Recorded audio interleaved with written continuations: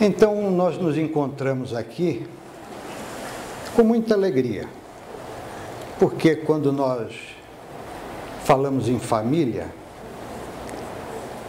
nós lembramos sempre dessa nossa casa também, que é a nossa família fora da nossa casa, não é verdade? E cada vez mais essa família aumenta.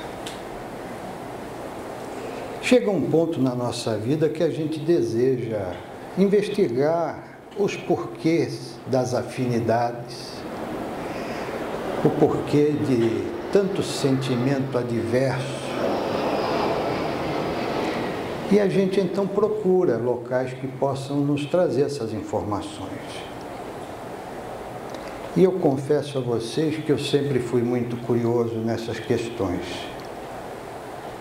E me dediquei, não àquele estudo catedrático, mas quando eu tinha um tempo livre, eu sempre procurei esclarecer algumas dúvidas e encontrei na doutrina espírita basicamente a resposta para tudo.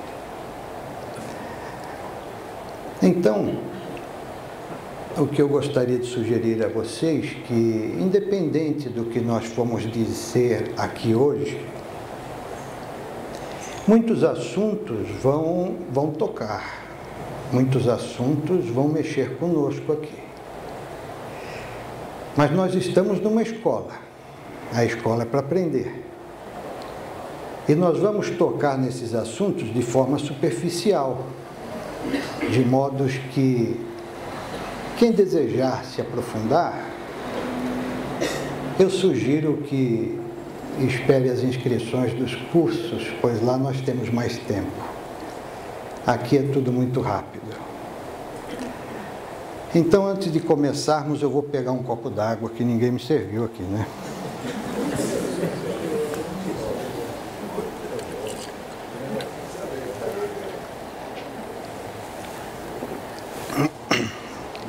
Porque, embora a gente participe dos cursos da casa já há um bom tempo, toda vez que a gente vem aqui, a boca seca um pouquinho, a frequência muda um pouco. Evidentemente, porque nós estamos amparados e inspirados por aqueles mentores, por aqueles espíritos que coordenam o desenvolvimento dos seres humanos, e a diferença de vibração de nós para eles é tão grande que a gente treme, fica com secura na boca. Mas vamos lá.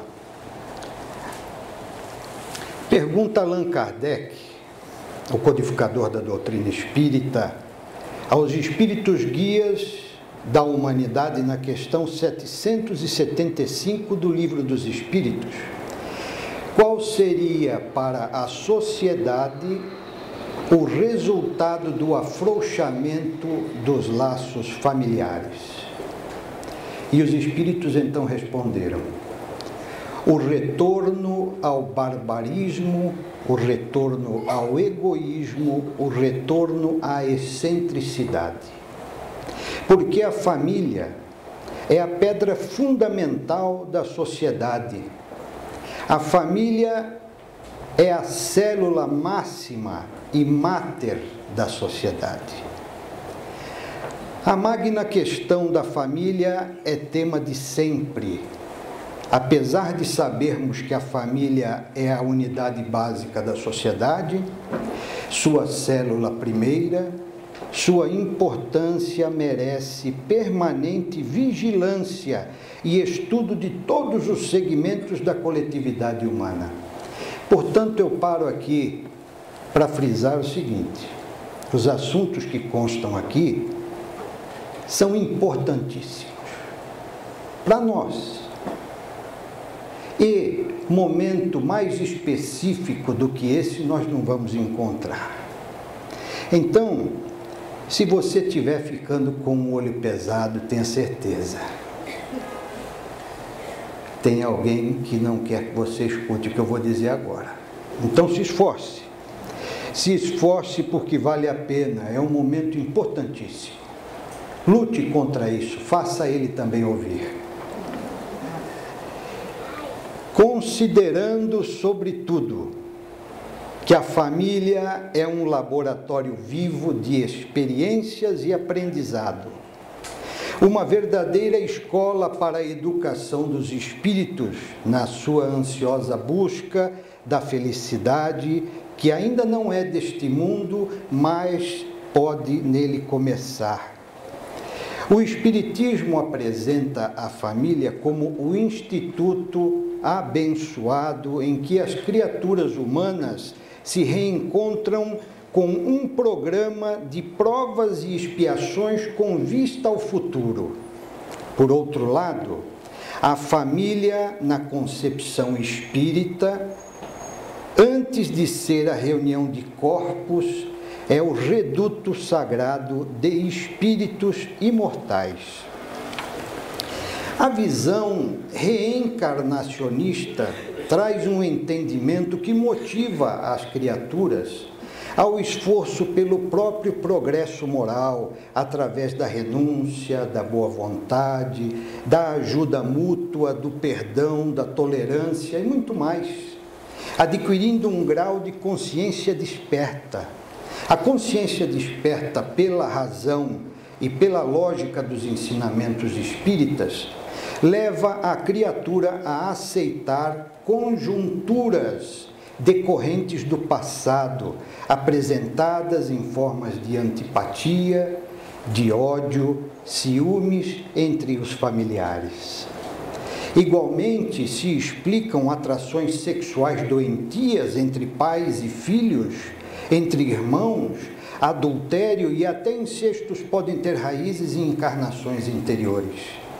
Da mesma forma, se podem explicar a simpatia, a afinidade e o amor que brotam espontaneamente entre as criaturas. O lar, no entanto, não pode ser configurado como a edificação material capaz de oferecer segurança e paz aos que aí se resguardam. A casa são a argamassa, os tijolos, a cobertura, o alicerce, os móveis, enquanto o lar são renúncia e dedicação, o silêncio, o zelo, que se permitem àqueles que se vinculam pela eleição afetiva ou através do impositivo consanguíneo decorrente desta união. A família, em razão disso, é o grupo de espíritos normalmente necessitados, desajustados, em compromisso inadiável para a reparação, graças à contingência reencarnatória. Assim, famílias espirituais frequentemente se reúnem na Terra em domicílios físicos diferentes, para as realizações nobilitantes com que sempre se viram abraços os construtores do mundo. Retornam no mesmo grupo consanguíneo os espíritos afins, a cuja oportunidade às vezes preferem renunciar, de modo a concederem aos desafetos e rebeldes do passado o ensejo dessa evolução. Modernamente, ante a precipitação dos conceitos que generalizam a vulgaridade dos valores éticos, mais do que nunca, porém, o conjunto doméstico deve-se impor para a sobrevivência a benefício da soberania da própria humanidade. Os filhos, eles não são cópias xerox dos pais, que apenas produzem o corpo graças aos mecanismos dos atavismos biológicos. As heranças e parecenças físicas são decorrências dos gametas. No entanto, o caráter, a inteligência, o sentimento procedem do espírito que se corporifica pela reencarnação sem maior dependência dos vínculos genéticos com os progenitores.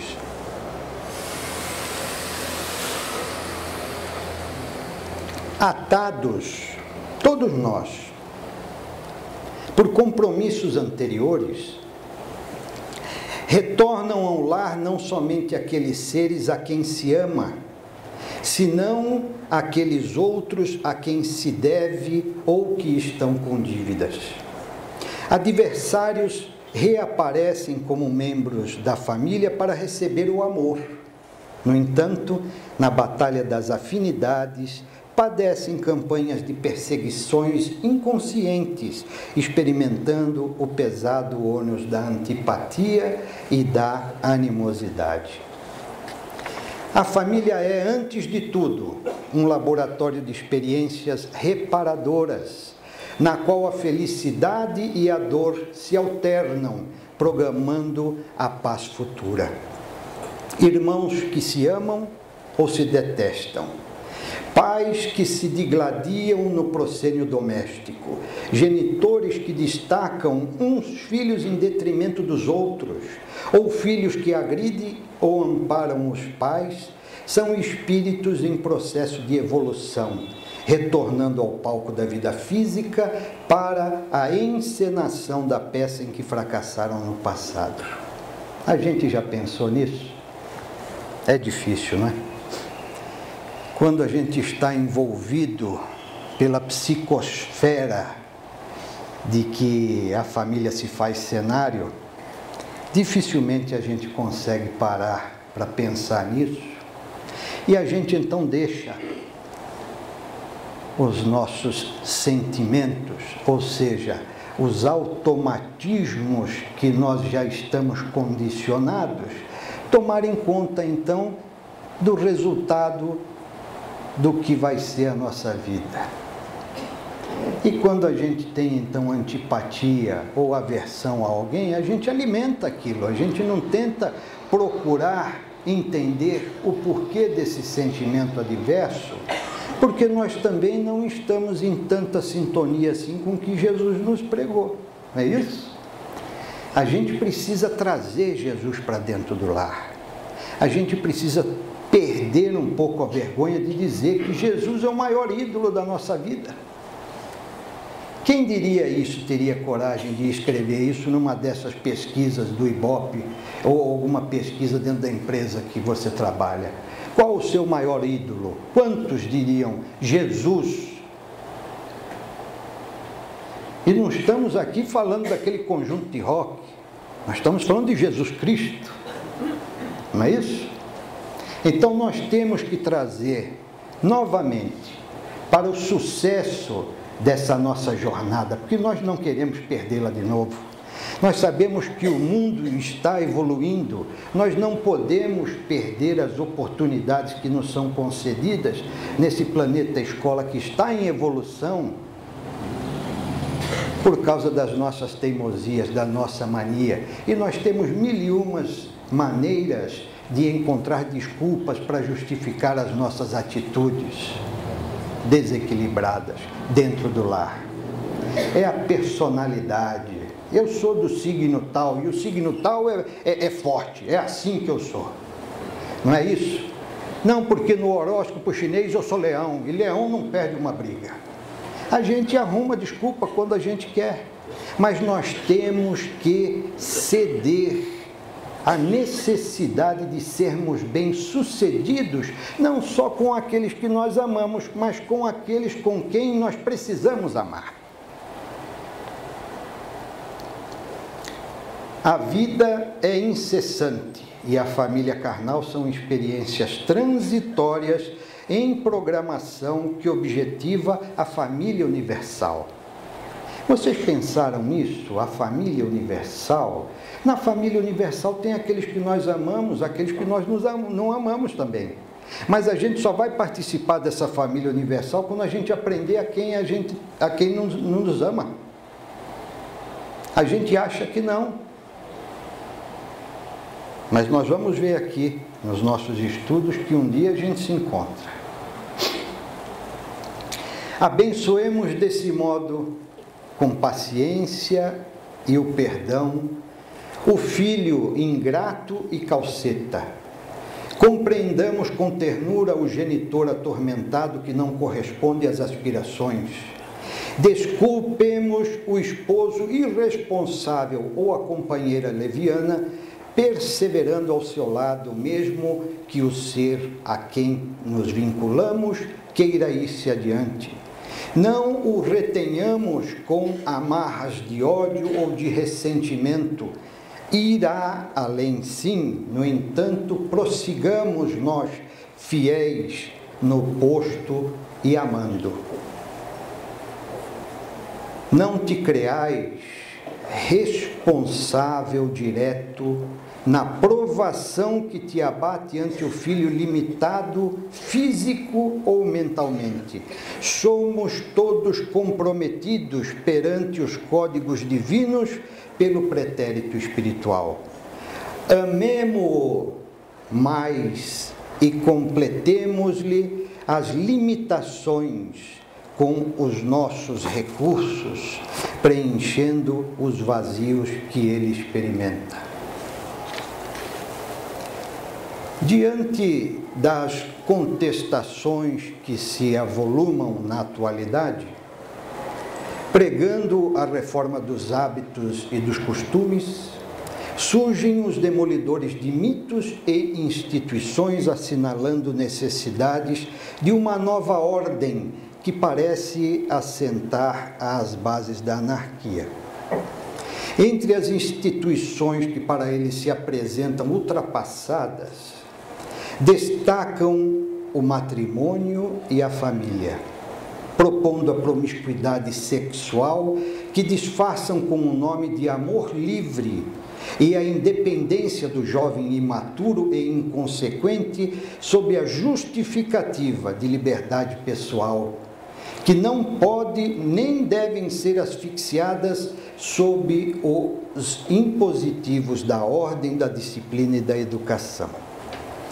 A monogamia é conquista de alto valor moral da criatura humana, que se dignifica pelo amor e respeito ao ser elegido, com ele compartilhando alegrias e dificuldades, bem-estar e sofrimentos, dando margem às expressões da afeição profunda que se manifesta sem a dependência dos condimentos sexuais, nem dos impulsos mais primários da posse e do desejo insano.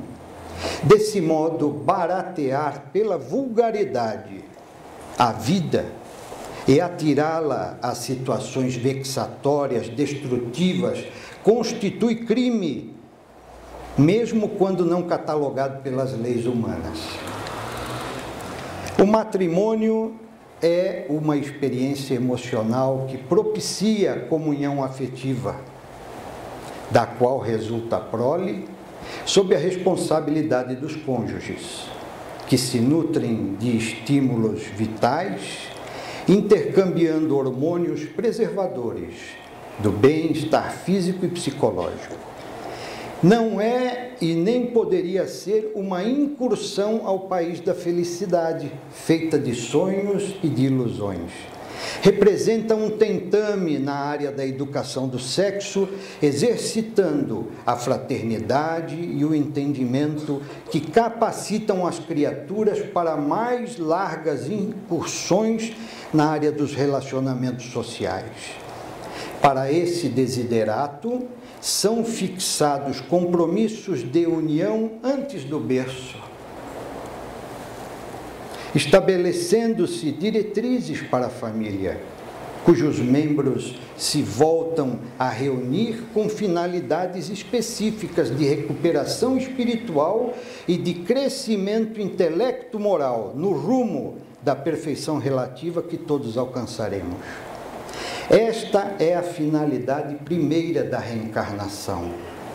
Alguém já tinha dito isso a vocês? A precipitação e o desgoverno de nossas emoções respondem pela ruptura da responsabilidade assumida. Foi isso que nós dissemos. Nós encontramos desculpa para tudo. E aí a gente rompe com aquilo que a gente assumiu, com aquele contrato que a gente assinou na espiritualidade. levando muitos indivíduos ao naufrágio conjugal e à falência familiar por exclusiva responsabilidade deles mesmos. Enquanto houver o sentimento de amor no coração do homem, e ele sempre existirá por ser manifestação de Deus, íncita na vida, o matrimônio permanecerá e a família continuará sendo a célula fundamental da sociedade. Envidar esforços, portanto, para a preservação dos valores morais estabelecidos pela necessidade do progresso espiritual é de todos que, unidos, contribuirão para uma vida melhor e uma humanidade mais feliz, na qual o bem será a resposta primeira de todas as aspirações. Interrogam muitos discípulos do Evangelho. Agora está interessante. Não é mais lícito o desquite ou o divórcio, em considerando os graves problemas conjugais, à manutenção de um matrimônio que culmine em tragédia? Não será mais conveniente uma separação, desde que a desinteligência já se instalou, ao prosseguimento de uma vida impossível? Não têm direito ambos os cônjuges a diversa tentativa de felicidade ao lado de outrem, já que não se entendem? O que eu vou dizer aqui não é opinião minha. Foram os espíritos que trouxeram esse estudo e é o que provém do Criador. Portanto, não fiquem bravos comigo. Há que se meditar, dizem eles, no que concerne aos compromissos de qualquer natureza, que a sua interrupção somente data da justa quitação. Boa, né? Boa. No casamento não raro, o adulto promove o mais dolorosas no futuro, em que há pesadas renúncias e há fortes lágrimas, somente se consegue a solução. Indispensável que, para o êxito matrimonial, sejam exercitadas singelas diretrizes de comportamento amoroso. Há alguns sinais de alarme que podem informar a situação de dificuldade antes de agravar a união conjugal. Silêncios injustificáveis quando os esposos estão juntos. Tédio inexplicável ante a presença do companheiro ou da companheira. Ira disfarçada quando o consorte ou a consorte emite uma opinião. Saturação dos temas habituais versados em casa, fugindo para interminas leituras de jornais ou inacabáveis novelas de televisão. Irritabilidade contumaz sempre que se avizinha do lar. Desinteresse pelos problemas do outro. Falta de intercâmbio de opiniões. Atritos contínuos que ateiam fagulhas capazes de provocar incêndios em forma de agressão desta ou daquela maneira e muito mais. Antes, porém, que as dificuldades abram distâncias e os espinhos da incompreensão produzam feridas, justo que se assumam atitudes de lealdade, fazendo um exame das ocorrências e tomando-se providências para sanar os males em pauta. É natural que ocorram desacertos, ao invés, porém, de separação, reajustamento. A questão não é de uma nova busca, mas de redescobrimento do que já possui. O Espiritismo, a doutrina do amor e da caridade por excelência, consegue renovar o entusiasmo das criaturas já que desloca o indivíduo de si mesmo, ajuda-o na luta contra o egoísmo e concita-o à responsabilidade ante as leis da vida, impulsionando-o ao labor incessante em prol do próximo. E esse próximo, mais próximo dele, é o esposo ou a esposa, junto a quem assumiu espontaneamente o dever de amar, respeitar e servir. O testemunho sublimado é individual. Ele nos dá maiores condições de resistência para a continuação das lutas na aquisição dos valores imortais.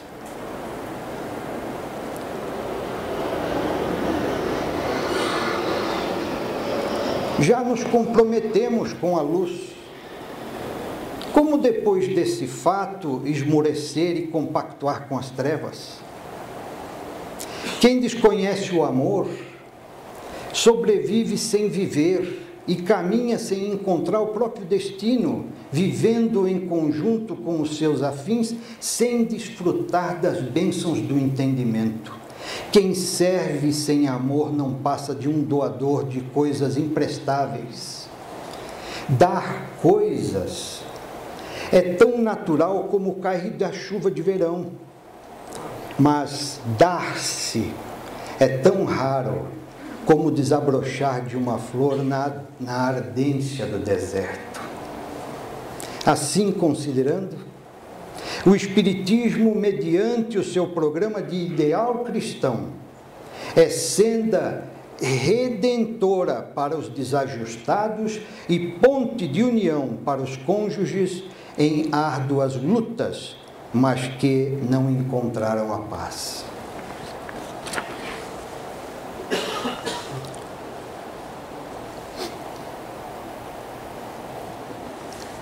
Alegações ponderosas que merecem considerações vêm sendo arroladas para justificar-se a planificação familiar através do uso de anticonceptivos de vários tipos. Sem dúvida, estamos diante de um problema de alta magnitude que deve ser, todavia, estudado à luz do Evangelho e não por meios de complexos cálculos frios da precipitação materialista. Melhor usar o anticonceptivo do que abortar, evidentemente. Os filhos, porém, não são realizações fortuitas, decorrentes de circunstâncias secundárias na vida. Procedem de compromissos aceitos antes da reencarnação pelos futuros progenitores, de modo a edificarem a família de que necessitam para a própria evolução. É bom pensar nisso, né? É lícito aos genitores adiar a recepção dos espíritos que lhes são vinculados, impossibilitando mesmo que se reencarnem. Isso é lícito. Porém, as soberanas leis da vida dispõem de meios para fazer que aqueles rejeitados venham por outros processos à porta dos seus devedores ou credores, em circunstâncias, quiçá, muito dolorosas, complicadas pela irresponsabilidade desses cônjuges que ajam com leviandade, em flagrante desconsideração aos códigos divinos. A programação da família não pode ser resultado da opinião genérica dos demógrafos assustados, mas fruto do diálogo franco e ponderado dos próprios cônjuges que assumem a responsabilidade pelas atitudes de que darão conta.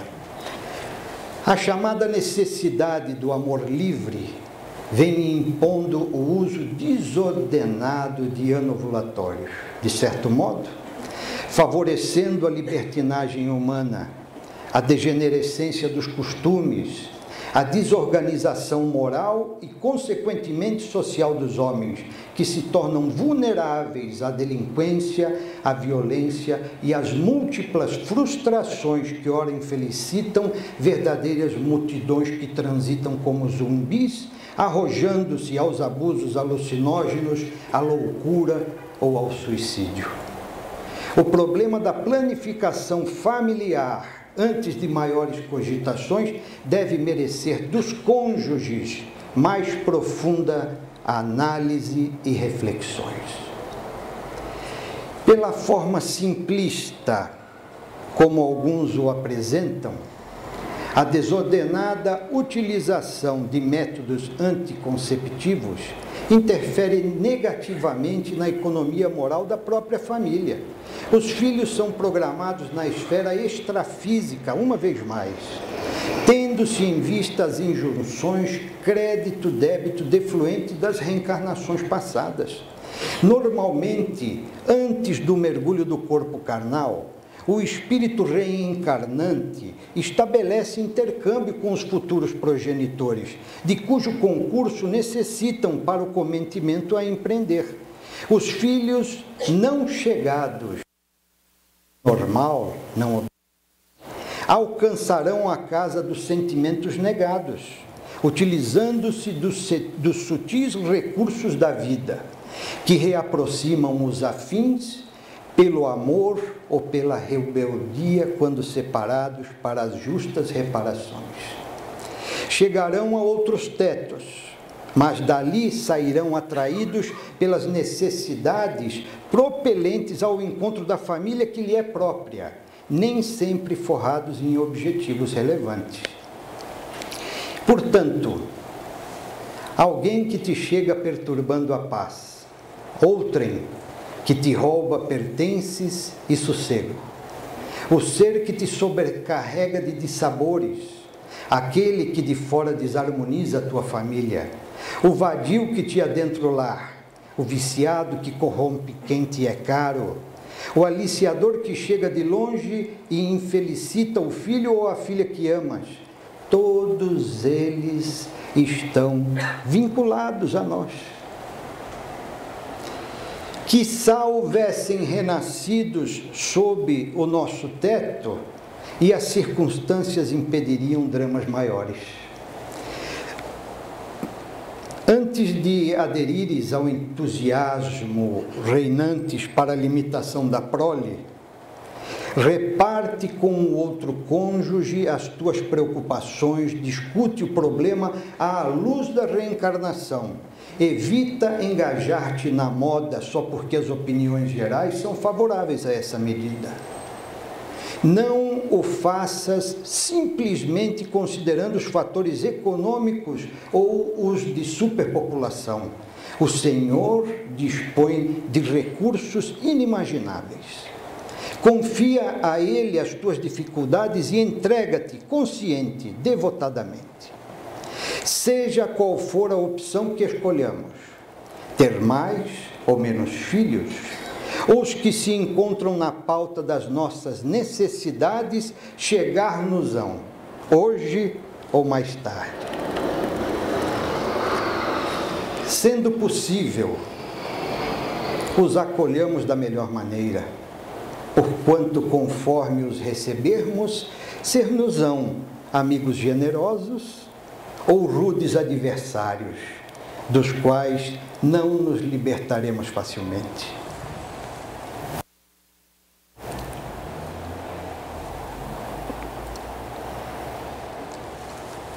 Nós somos semeadores. A semente é a vida. O que nós sementarmos no solo da existência, nós colheremos. Se semearmos espinhos, colheremos ursa, mas se semearmos uva, teremos a bênção do vinho. A existência nossa não é de natureza punitiva, é de ordem educativa, e a terra não é um vale de lágrimas, mas também não é a ilha da fantasia, é a bendita escola de nossa formação de caráter. da nossa evolução, desse processo no qual amanhã deveremos ser melhores do que hoje, e hoje um tanto melhores do que ontem, como Allan Kardec propôs aos espíritas. Aqueles que nos odeiam é que são infelizes, não somos nós. Aqueles que nos caluniam merecem-nos compaixão porque eles estão doentes de inveja. Poderá ter maior inimigo que a inveja? Nós vivemos num mundo de provas e expiações. Então, o Espiritismo nos diz que tudo que nos acontece, se soubermos receber, será melhor para nós. É a divina lei que não necessita de ninguém como cobrador, porque Deus é amor. Ele dispõe de recursos hábeis para disciplinar-nos e tornar-nos felizes. O filho ingrato, toxicômano, é a alma atormentada que um dia expulsamos do lar e delinquiu, e agora ele volta aos nossos braços para que o amemos. A filha cínica e depravada, que se perturbou no vício da droga e do sexo desalinhado e que nos cobre a alma de angústia, é o ser muito enfermo que nos merece compaixão.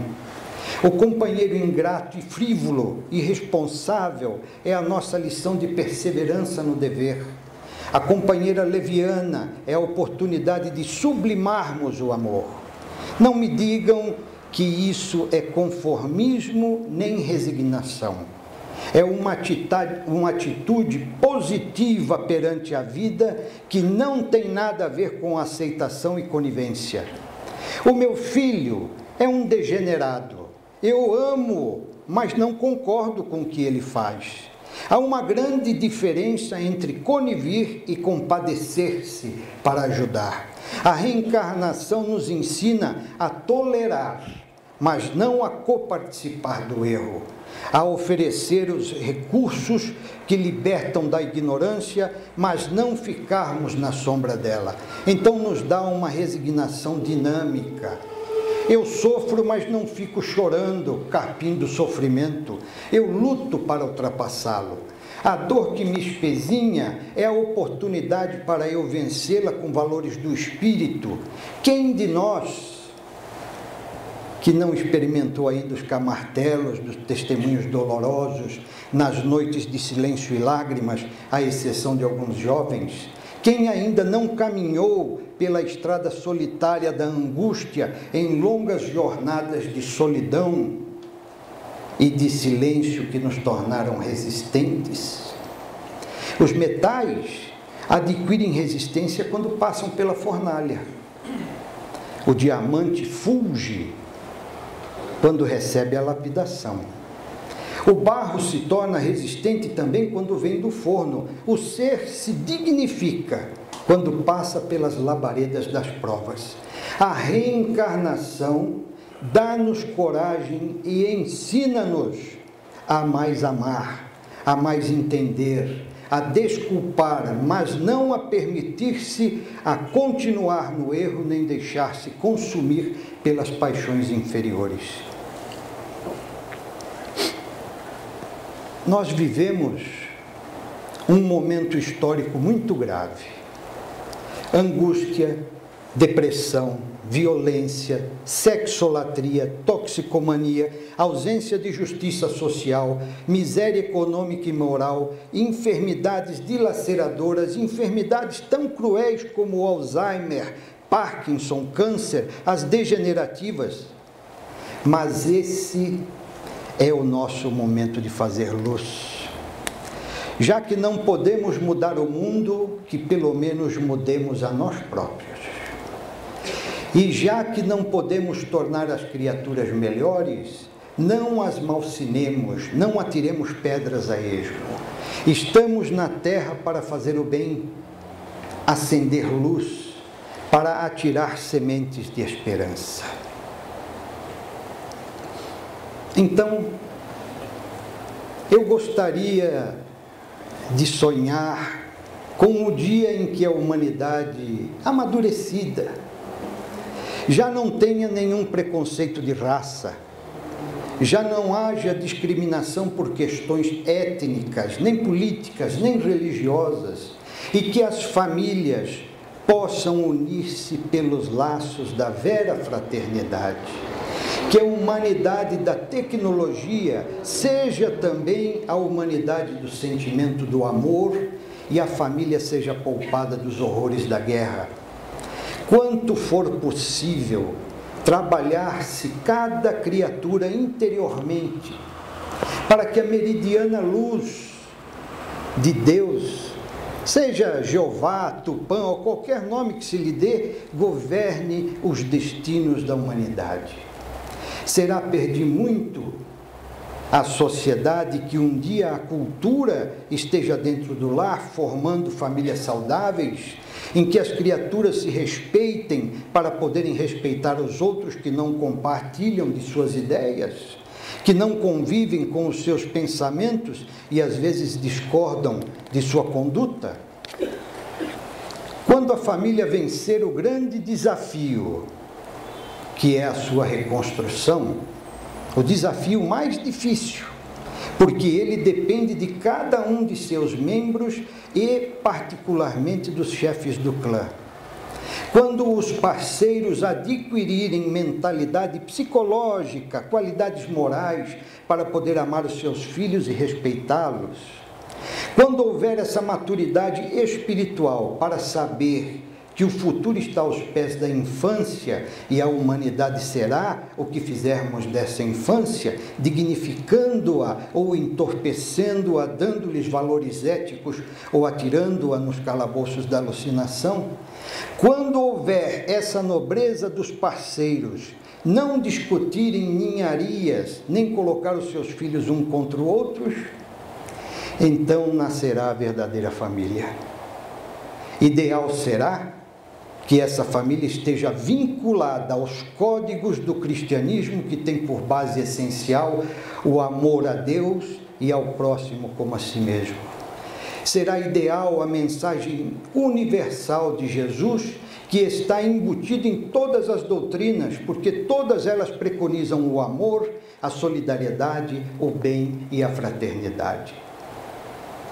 Quando então viger esse sentimento da família unida no lar, para poder aglutinar-se na família global da sociedade, a terra será a grande Canaã das tradições bíblicas. A humanidade somente será uma família, um organismo harmônico, porque cada grupo social estará vibrando dentro dessa mesma onda de sintonia, com a mesma pauta universal, glorificando a Deus na incomparável evocação do Sermão da Montanha.